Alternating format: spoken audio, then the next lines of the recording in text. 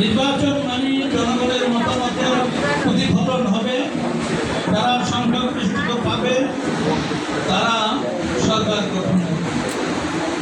কিন্তু ইতিমধ্যে এটি বিপর্যয় হয়েছে। 5ই আগস্ট যে ঘটনা সংঘটিত হয়েছে সেটি অত্যন্ত তাৎপর্যপূর্ণ।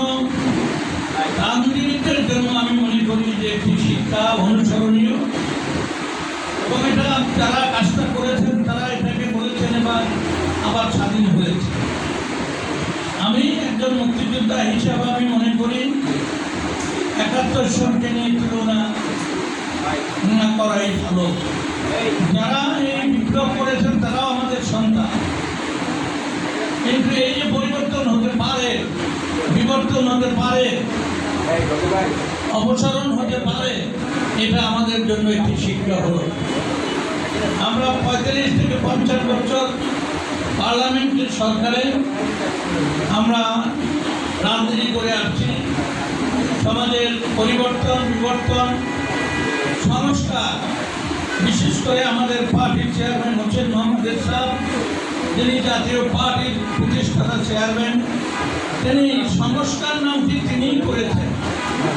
এখন সংস্কার করার জন্য দেশি বিদেশি বহু মানুষ সময় দিচ্ছেন, কিন্তু তাদের কাছে আমার প্রশ্ন, অনেক কথা বলেন, টেলিভিশনে দেখি, পত্রিকাও দেখি, বিশ্বাসের কথা বলেন না কেন? ভাসুরের নাম বলতে কি লজ্জা হয়?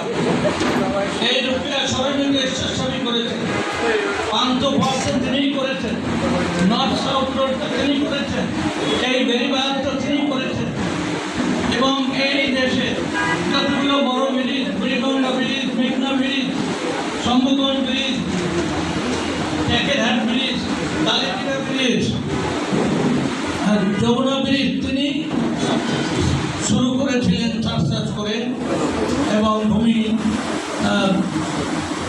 কি বলে ভূমি পারচেজ করেছিলেন, ভূমি অধিগ্রহণ করেছিলেন। যাই বলবো যে উত্তরের জনপদ সাংবাদিক বন্ধুরা আছেন যাদের ওই যমুনার ওপারে বাড়ি, কত কষ্ট ছিল এই যমুনা ব্রিজ করার পূর্বে।